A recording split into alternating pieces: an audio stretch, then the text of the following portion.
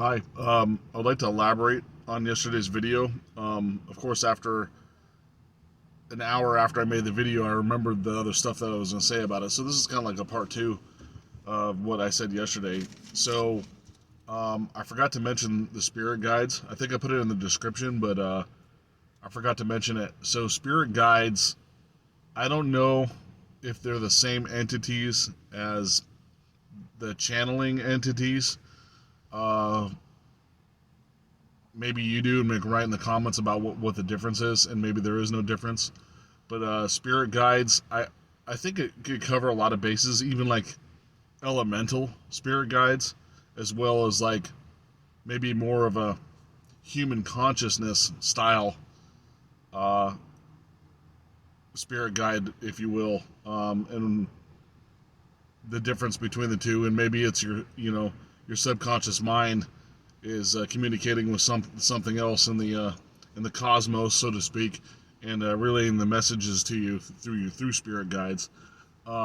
Historically, spirit guides, religious wise, have been angels. They've even manifested themselves in reality, and maybe there is a difference between the two. I'm not sure. Angels could also be extra dimensional beings, right? What people see. What I was talking about, interdimensional demons are I said interdimensional demons, could be demons. Interdimensional entities is what I believe aliens are. So I don't think aliens are from flying around in outer space.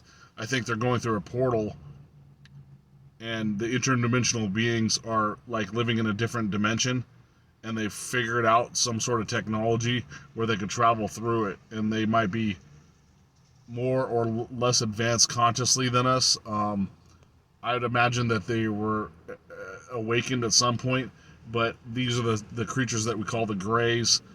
Maybe the reptilians. Who knows? Reptilians could have been like actually human. I mean, not human, but Earth entities and coming from underground. Who knows, right? But interdimensional entities. I think that's what aliens are. And I don't think all are have a good agenda, and I don't think all of them have a bad agenda. Like some of them might be good, some of them might be bad, if that makes sense. And so spirit guides, interdimensional beings, stuff that you might want to be cautious about because you're dealing with a consciousness that's not necessarily yours and not God's, or the the universe's consciousness. So like I said, there could be an agenda, the agenda could be good or bad, but you'd have to be kind of like use your intuition to feel if what's happening is good. So when people hearing voices in their heads, a lot of times that could be a interdimensional being, or like what they call demons and stuff talking to you. If what they're saying to you is obviously nefarious, then you obviously know it's bad. I mean, it doesn't take a rocket scientist to figure this out, right? And of course, demons. We're talking about demons as another. Is that a spiritual thing in reality? Do you believe in ghosts, that type of stuff? I personally, I'm going to be forward. I've seen both in real life, full apparitions. So some people seen them, some people don't, and that might be because I'm more sensitive to auras, and people that see auras kind of see the energy fields, which means they kind of like they're not blinded by just the three-dimensional reality, so you can see energy a little bit better. And the more you develop that, would be maybe some more clairvoyance and ESP. Who knows? And the more clairvoyance you have, the more connected, I guess, you could be with spirit guides, interdimensional beings, uh, energy energy orbs or sources that normal people can't see, or ghosts, whatever the case may be, whatever you want to call it. They're there. Some people experience them, some people don't, I guess. So voices in people's heads, maybe sometimes that's people actually their psyche is split, so they're in a multiple personality, or that maybe they're actually talking to something, an external force. our current society doesn't dissect that because we're not looking within. Everything in our society is external. So the internal awakening is not what most people are studying. So when you're talking about doctors and stuff like that, they're doing everything in the old world, which also brings up. No, I won't go into that right now. But anyways, so going on to the next subject, crystals, rocks, salt rocks, that type of stuff. What I see a lot of people do when they get like super hyper motivated about it, they'll go out there and buy a bunch of different crystals and rocks of different kinds. And from what I understand about this is like, yes, the rocks emanate certain energies, but you got to know what you're doing and where you're placing them because I talked to somebody that had been doing it for like many years, and she understood a lot about the crystals and the rocks and what they mean and the source of the energy and how it affects you and all that stuff. And she's like, you can't like all pile them all in one area because that just creates chaotic energy. If you ever seen the movie The Witcher with Vin Diesel, that it showed that when that chick was on the plane, she put the two rocks together and started causing a storm and the lightning and the turbulence in the aircraft. They were too close together, so causing chaotic energy. That was like just a visual I wanted to show you as an analogy.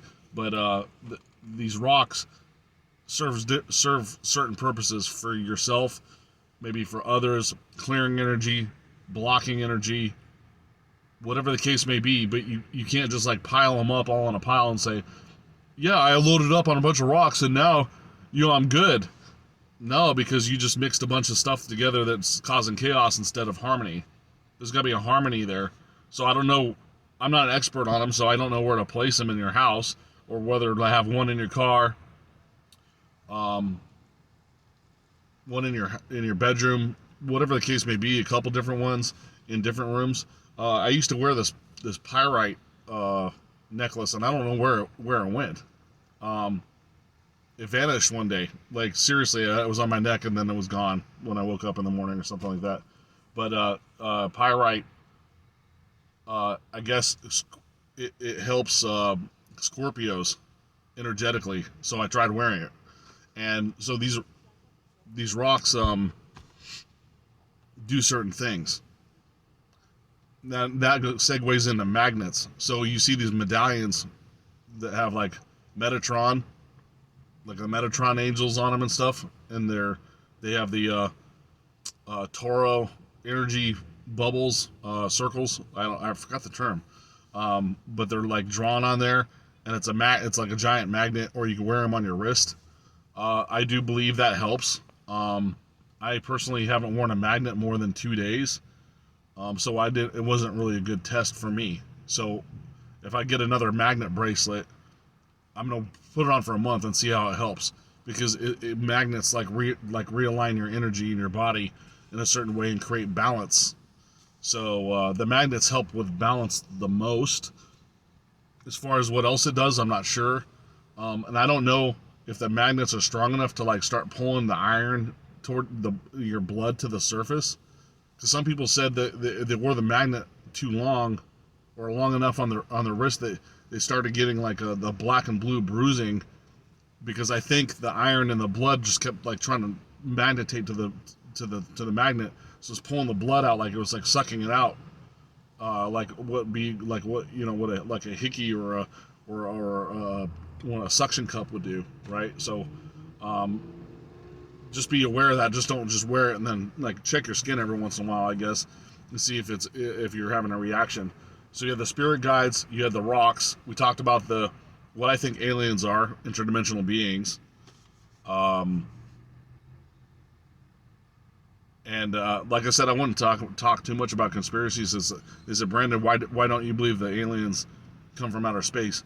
I don't believe our current consciousness and 3D reality can breach the force field that's around Earth.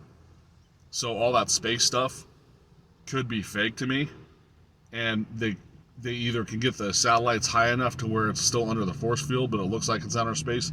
I don't know. I just don't believe that we're in space travel right now.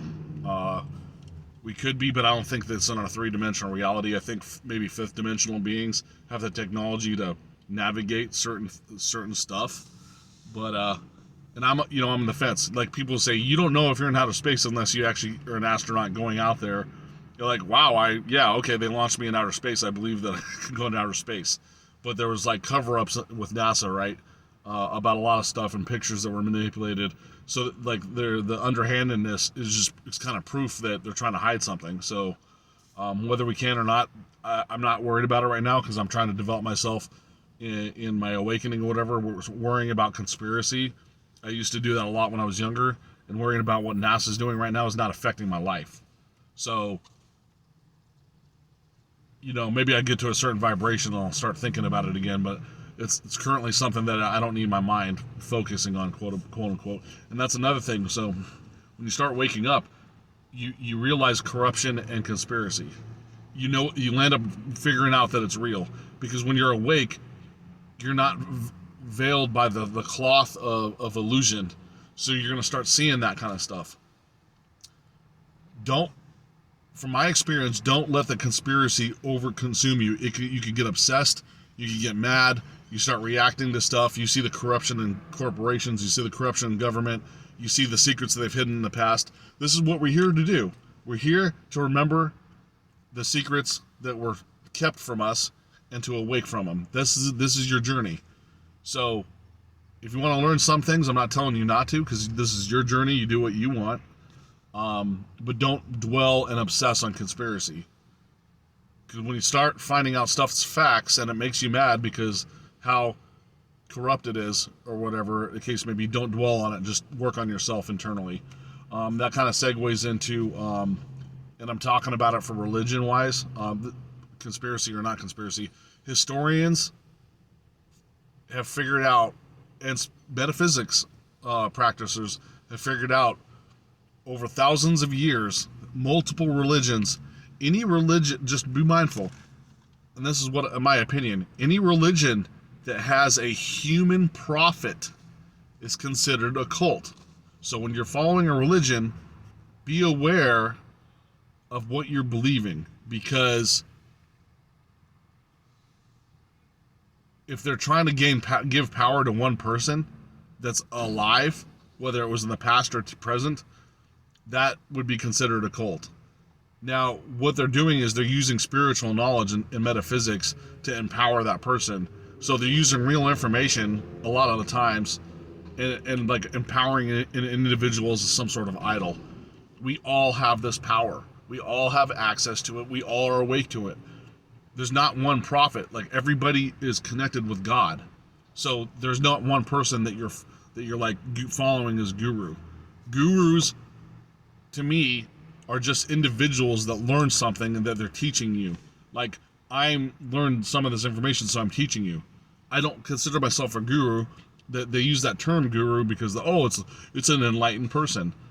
No, it's just a person that has knowledge on how to, like, spiritually align yourself, and then they give it out. I try not to withhold anything that I know. I might not say certain things because I'm still trying to, like,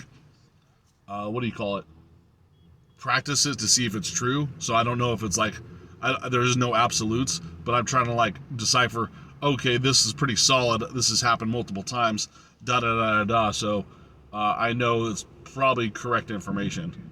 And don't get absolute minded, because once you start, like, another thing that happens is when you start learning a lot about spirituality, you become like this person where, like, oh, I know the secrets and I want to tell you, and then you're pressing or pushing other people to make you believe what you're believing, because it's like I want to tell you about this.